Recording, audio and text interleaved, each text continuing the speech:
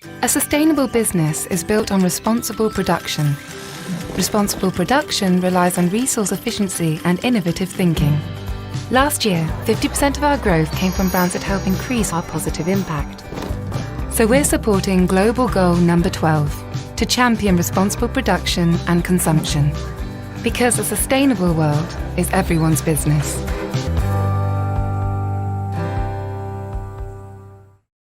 Kami akan mempresentasikan Riset Report PT Unilever Indonesia Tbk kuartal ketiga 2024. Dan kami memberikan tagline Survive and Thrive Admin Challenge, di mana tagline ini mencerminkan ketangguhan Unilever dalam menghadapi berbagai tantangan bisnis dan sudah bertahan lebih dari 90 tahun di Indonesia. Unilever tidak hanya bertahan atau survive menghadapi berbagai krisis dan perubahan pasar, tetapi Unilever juga berkembang atau thrive melalui inovasi produk dan adaptasi teknologi digital.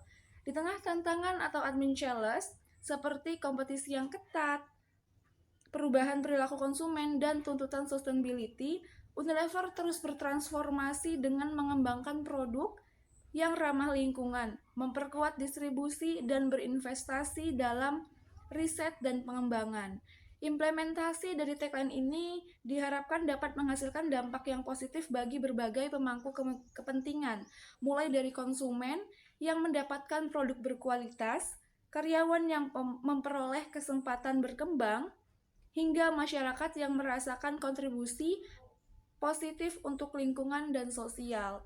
Tagline ini tidak hanya sekedar slogan, melainkan manifestasi nyata dari komitmen Unilever untuk tidak hanya bertahan, tetapi juga harus berkembang sambil memberikan dampak positif bagi seluruh pemangku kepentingan.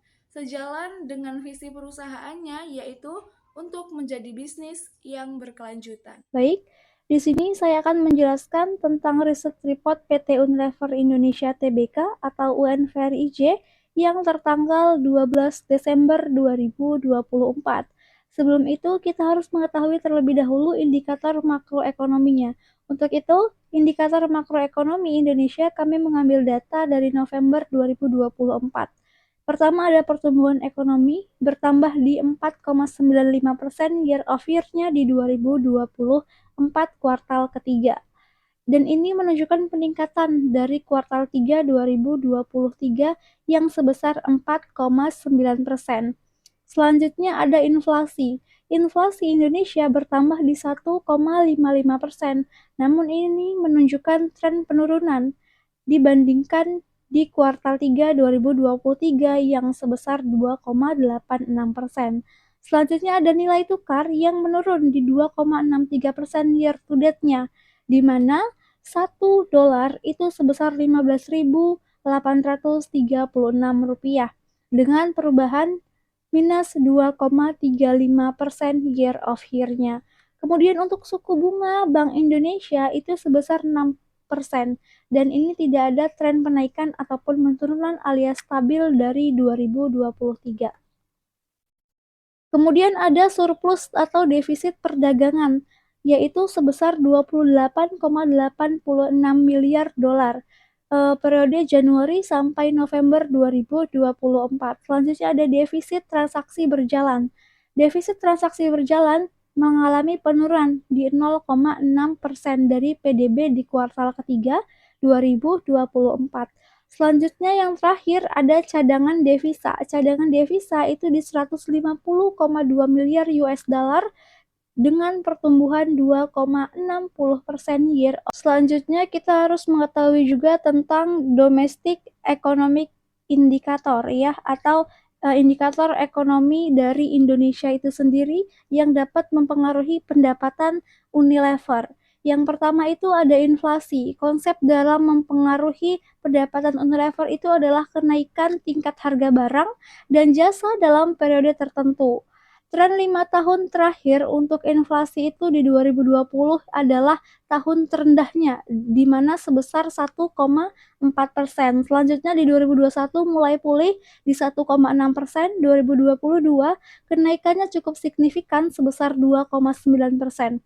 2023 mulai stabil dan 2024 naiknya tajam sekali di 4,5%. Dampaknya pada Unilever itu apa? Yang pertama, meningkatnya biaya produksi, kedua tekanan pada margin keuntungan, dan ketiga kebutuhan strategi penetapan harga yang tepat. Kemudian indikator ekonomi yang kedua adalah kurs rupiah atau USD. Konsepnya adalah nilai tukar mata uang sebagai indikator kekuatan ekonomi. Tren 5 tahun untuk kurs rupiah atau USD ini di 2020 sebesar 14.500 rupiah per dolarnya. Kemudian 2021 mengalami kenaikan lambat, 2022, 2023 mulai stabil, 2024 sangat depresiasi cepat ya. Depresiasi cepat di 2024 sebesar 16.500 rupiah per dolarnya. Dampak pada Unilever itu apa? Yang pertama, meningkatnya biaya impor bahan baku, kemudian kebutuhan lindung nilai mata uang, dan pertimbangan sumber bahan baku lokal. Kemudian indikator ekonomi yang ketiga adalah pertumbuhan PDB. Konsepnya ukuran total nilai barang dan jasa yang diproduksi dalam suatu negara. Tren 5 tahun terakhir untuk pertumbuhan PDB, yang pertama 2020 mengalami penurunan di 2,4%. Ini terjadi karena adanya pandemi. Kemudian 2021 mengalami pemulihan di 3,5%, 2022 pertumbuhan kuat di 5%, 2023 stabil di 5,1%, dan di 2024 terdapat peningkatan sedikit yaitu di 5,3%. Dampaknya apa pada Unilever? Yang pertama, potensi peningkatan daya beli konsumen, kemudian peluang ekspansi pasar dan strategi produk sesuai kondisi ekonomi. Selanjutnya, indikator suku bunga acuan. Konsepnya itu tingkat bunga yang ditetapkan Bank Sentral sebagai acuan. Tren 5 tahun suku bunga acuan ini diantaranya 2020 itu sebesar 4%. Ini stimulus akibat pandemi ya. 2021 di 4,25% mulai naik. 2022 5,25%. Itu pengendalian inflasi, teman-teman. Kemudian di 2023 di 5,75%, lanjut meningkat, dan di 2024 di 6,00% atau antisipasi dari inflasi. Dampaknya apa pada Unilever? Pertama, biaya modal yang lebih tinggi. Selanjutnya adalah pertimbangan investasi dan ekspansi dan manajemen struktur keuangan. Kemudian indikator yang terakhir dan yang paling penting adalah daya beli konsumen. Konsepnya apa? Untuk PT Unilever Indonesia Tbk, yaitu kemampuan konsumen untuk membeli barang dan jasa. Tren daya beli konsumen selama 5 tahun terakhir diantaranya di 2020 itu di 95,6. Itu terjadi tekanan pandemi. Selanjutnya di 2021 di 98,3 itu mulai pulih, 2022 di 100,5 optimisme, 2023 di 102,5 mulai inilah puncaknya di 2023, dan di 2024 mengalami penurunan di 98,7. Dampaknya apa terhadap PT Unilever? Pertama, kebutuhan produk terjangkau, kedua inovasi produk bernilai tinggi, dan strategi pemasaran yang tepat. Berdasarkan indikator ekonomi domestik yang telah saya jelaskan, data tersebut kami dapatkan dari Bank Indonesia, dari Statistik Indonesia, IDX, dan juga Indonesia Tbk atau UNVRIJ ini diperkirakan akan mengalami pemulihan di 2025. Highlights dari kuartal 3 2024 yang kami dapatkan diantaranya adalah pertama, UNVR ini membukukan laba mengecewakan sebesar 3.024 akibat pemulihan penjualan yang tidak lancar dan beberapa masalah utama yang perlu ditangani pada kuartal mendatang. Selanjutnya kami melihat konflik saluran dan pengurangan stok menghemat pertumbuhan pendapatan yang solid dalam jangka pendek, dengan pemulihan diperkirakan hanya ada pada tahun 2025. Kami telah merevisi turun laba bersih kuartal 2024 dengan kuartal 3 2025 sebesar 20% dan menurunkan target price-nya menjadi Rp1.900 dengan PE tersirat sebagai 19,7 kali dan mempertahankan peringkat jual.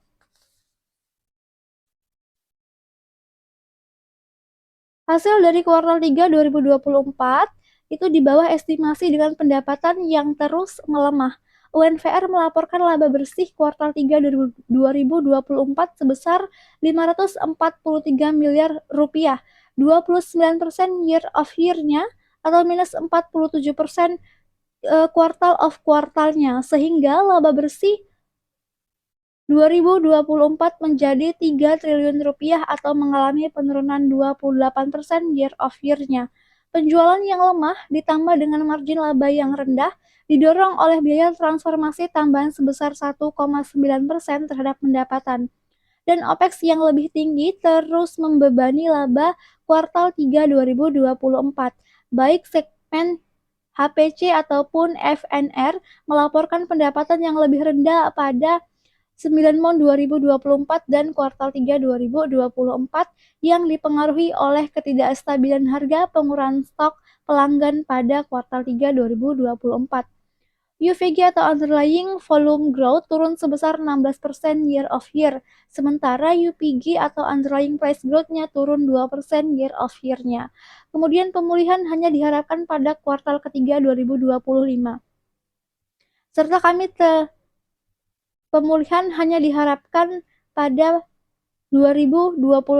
Kami sebelumnya mengantisipasi penjualan akan mencapai titik terendah pada kuartal 3 2024 diikuti oleh pemulihan pada kuartal 4 2024 dari basis yang rendah dan berlanjut hingga ke tahun 2025. Namun dalam rapat baru-baru ini manajemen menyoroti beberapa tantangan termasuk pemulihan yang tidak mulus pasca boikot yang menyebabkan promosi agresif dan konflik saluran yang selanjutnya memperburuk ketidakseimbangan inventaris di seluruh saluran perdagangan. Akibatnya manajemen mengharapkan pengurangan stok lebih lanjut dan harmonisasi harga di seluruh saluran pada kuartal mendatang. Manajemen juga mengharapkan program efisien biaya untuk memberikan saluran hak margin pada kuartal 4 2024 dan seterusnya. Manajemen UNVR mengantisipasi peningkatan kinerja hanya akan dimulai pada kuartal ketiga 2025. Kami juga terus merevisi turun laba bersih di 2024 atau 2025 sebesar 20%. Menyusul hasil kuartal 3 2024 yang melemah, kami memangkas pendapatan 2024 per 2025 sebesar 2-4% yang mencerminkan volatilitas yang lebih rendah. Kami yakin bahwa promosi yang sedang berlangsung dan meningkatkan persediaan akan menghambat peningkatan margin yang menyebabkan menurunkan GPM-nya sebesar 190 per 200 BPS. Namun, kami mengantisipasi bahwa berbagai inisiatif ini akan menghasilkan efisiensi operasional yang lebih besar. Selanjutnya kami tetap mempertahankan sell dengan TP lebih rendah di 1.900. Kami menurunkan target price kami menjadi 1.900 berdasarkan evaluasi DCF dengan PE to SF tersirat sebesar 19,7 kali. Masih di bawah PE SY rata-rata di 1.550 sebesar 22 kali. Risiko positif dari rekomendasi kami mencakup pemulihan yang lebih cepat pada kuartal 4 2025 dan kuartal 1 2025 dan harga komoditas yang lebih rendah serta mendapat dukungan margin. Di sini saya akan menjelaskan tabel secara detail. Yang pertama ada key finansial atau data keuangan utama. Yang pertama ada pendapatan dan profitabilitas, yaitu revenue mengalami penurunan dari 41.219 miliar rupiah di 2022 ke proyeksi 35.479 miliar rupiah di 2024. Kemudian EBITDA menurun dari 7.880 miliar rupiah di tahun 2022 ke 5.426 miliar rupiah tahun 2024. Kemudian ada net profitnya juga mengalami penurunan dari 5.365 miliar rupiah di tahun 2022 ke 3.628 miliar rupiah tahun 2024. Kemudian metrik per sahamnya untuk EPS atau earning per share-nya menurun dari 140,6 rupiah ke 95,1 rupiah. BVPS-nya atau book value per share-nya juga mengalami penurunan dari 1.004,8 rupiah ke 89 rupiah. DPS atau dividen per share-nya juga mengalami penurunan di 140 rupiah ke 94,7 rupiah. Untuk valuasinya, PIR meningkat dari 16,6 kali ke 24,5 kali. PBV naik dari 22,2 kali ke 26,2 kali. Kemudian dividen yield menurun dari 6% ke 4,1%. EV atau EBITDA naik dari 11,3 kali ke 16,3 kali. Nah, selanjutnya tabel yang kedua ada report sales performance atau kinerja penjualan dari PT Unilever Indonesia Tbk. Kita analisis kuartalan ya, kuartal 3 2024 penjualan bersihnya di 14,568 miliar rupiah. Home care-nya di 3.950 miliar rupiah, personal care-nya di 5.850 miliar rupiah, food and refreshment di 4.768 miliar rupiah, margin laba kotor di 43,4%, laba bersihnya di 2.156 miliar rupiah. Tren pertumbuhannya yaitu penjualan menunjukkan pertumbuhan kuartalan yang positif. Personal care menjadi kontributor terbesar. Kemudian margin laba kotor stabil di kisaran 42 sampai 43%. Laba bersih juga mengalami tren peningkatan per kuartalan. Nah, dapat disimpulkan dari tabel penjualan ini adalah meski proyeksi jangka panjang menunjukkan penurunan, kinerja kuartalan 2023 sampai 2024 relatif stabil. Kemudian, margin profitabilitas terjaga dengan baik. Semua segmen bisnis, home care, personal care, events air menunjukkan kinerja juga yang solid. Kemudian valuasi perusahaan cenderung meningkat meski kinerjanya menurun. Dan yang terakhir, kemampuan membayar dividen tetap ada meski dengan yield yang lebih rendah. Baik, selanjutnya ada profil perusahaan dari PT Unilever Indonesia Tbk atau UNVR IJ. Jadi, PT Unilever Indonesia Tbk ini adalah sebuah perusahaan multinasional yang bergerak di bidang barang konsumsi. Perusahaan ini didirikan pada tahun 1933 sebagai PT Lever Brothers Indonesia yang merupakan salah satu bagian dari Unilever PLC, sebuah perusahaan multinasional asal Inggris dan Belanda. PT Unilever Indonesia Tbk memiliki beragam produk yang dipasarkan di Indonesia, meliputi produk makanan, minuman, sabun, deterjen, kosmetik, dan produk perawatan pribadi lainnya. Produk-produk PT Unilever Indonesia dikenal luas dan menjadi bagian dari kehidupan kita sehari-hari masyarakat Indonesia. PT Unilever Indonesia juga memiliki peran penting dalam mendorong pertumbuhan ekonomi Indonesia melalui penciptaan lapangan kerja dan kontribusi terhadap perekonomian nasional. Perusahaan ini juga aktif dalam kegiatan sosial kemasyarakatan dan lingkungan. Sejak tahun 1982, PT Unilever Indonesia Tbk resmi melantai di Bursa Efek Indonesia atau BEI dengan kode saham UNVR. Saham PT Unilever Indonesia Tbk menjadi salah satu saham blue chip yang diperdagangkan di Bursa Efek Indonesia. Untuk bidang usaha di PT Unilever Indonesia merupakan perusahaan barang konsumen yang mengoperasikan berbagai unit bisnis yang terintegrasi mulai dari produksi, pemasaran, hingga distribusi. Nah, di sini ada ticker dari Indonesia Stock Exchange yaitu namanya adalah UNVR. IPO date-nya atau tanggal IPO-nya di 11 Januari 1982. Share price-nya di harga Rp1.900. Kemudian transaksi volumenya di 605 juta per share, 605 juta share. Kemudian market cap-nya di 68,86 triliun rupiah. Shareholders-nya yaitu Unilever NF atau induk per earning-nya di 84,30% dan public serta masyarakat sebesar 15,70%. Total employee atau total karyawannya kurang lebih 4.500 berdasarkan data 31 Desember 2023. Kemudian lini bisnisnya ada food and beverage, home care, personal care, beauty. Saya akan menjelaskan grafik-grafik dari laporan Unilever Indonesia. 1. Exhibit 1 ialah hasil kinerja, di mana terjadi penurunan pendapatan dan laba di kuartal 3 tahun 2024. Gross margin menurun dari 50,5% menjadi 45,5%. Operating margin turun menjadi 8,6%. Net profit margin berada di posisi 6,5%. Margin secara keseluruhan menunjukkan tren penurunan. Exhibit 2, revisi estimasi pendapatan, di mana proyeksi pendapatan tahun 2024 direvisi turun menjadi 35,479 triliun rupiah. Perkiraan laba operasi menurun menjadi 4,814 triliun rupiah. Margin kotor diperkirakan akan turun ke level 47,7%. Net margin diproyeksikan berada di 10,7%. Exhibit 3, tren UPG dan UVG, di mana unit price growth atau UPG menunjukkan tren menurun.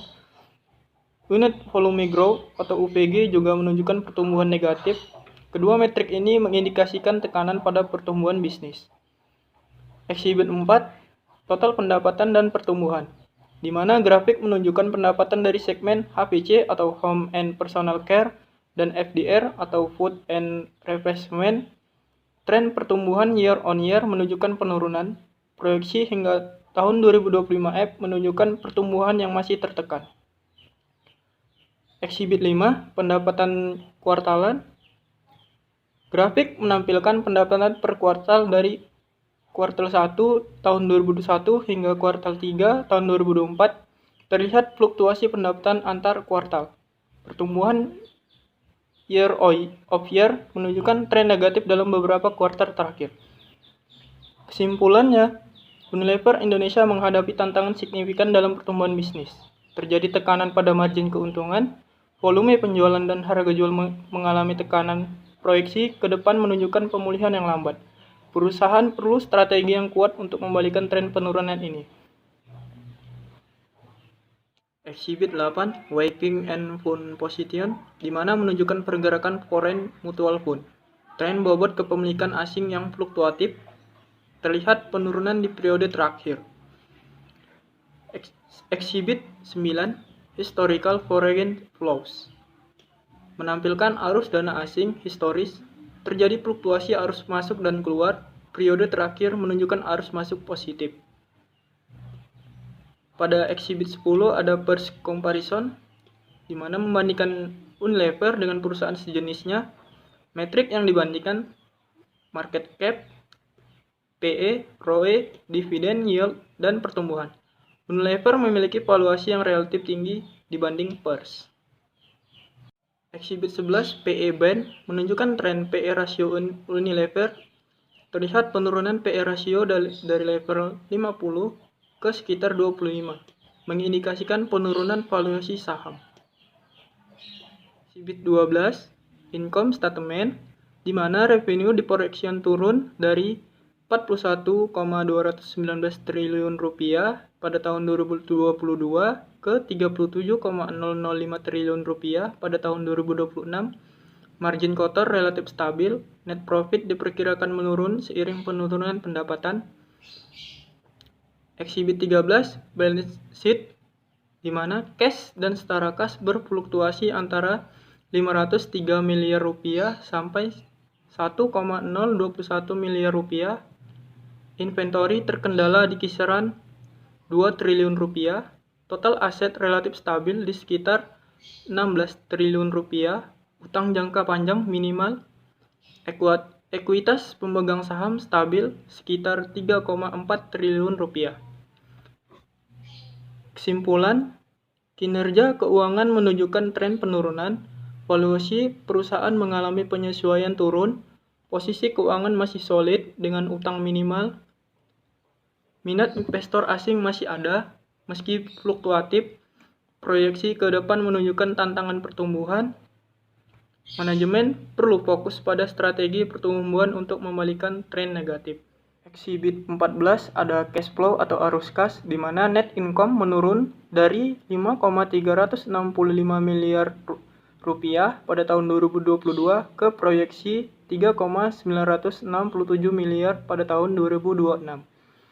Operating cash flow menurun signifikan dari 6,857 miliar rupiah pada tahun 2022 ke 4,437 miliar rupiah pada tahun 2026. Capex relatif stabil di kisaran 500 sampai 600 miliar. Dividen payment konsisten di kisaran 3,6 sampai 5,3 triliun rupiah. Posisi kas akhir tahun menunjukkan tren menurun dari 1,021 miliar rupiah pada tahun 2023 ke 812 miliar rupiah pada tahun 2026. Exhibit 15 ada key ratio atau rasio kunci, di mana pertumbuhan sales positif 4,2% pada tahun 2022 menjadi 8,1% pada tahun 2024, namun diproyeksikan membaik ke 3,9% pada tahun 2026. EBITDA min 7,4% pada tahun 2022 ke min 22,6% pada tahun 2024, membaik ke 5,7% pada tahun 2026. Net profit menurun tajam di 2024 atau min 24,4%, namun diproyeksikan pulih ke 7,9% pada tahun 2026. Profitabilitas gross margin relatif stabil di kisaran 47 sampai 49%. EBITDA margin menurun dari 19,1% ke 15,8%. Operating margin turun dari 17,1% ke 13,9%. Net margin menurun dari 13% ke 10,7%. Rasio keuangan ROAA menurun dari 28,7% ke 24,3%. ROAE tetap tinggi meski menurun dari 129% ke 116%. Net gearing sangat rendah atau mendekati 0. Interest coverage tetap kuat meski berfluktuasi.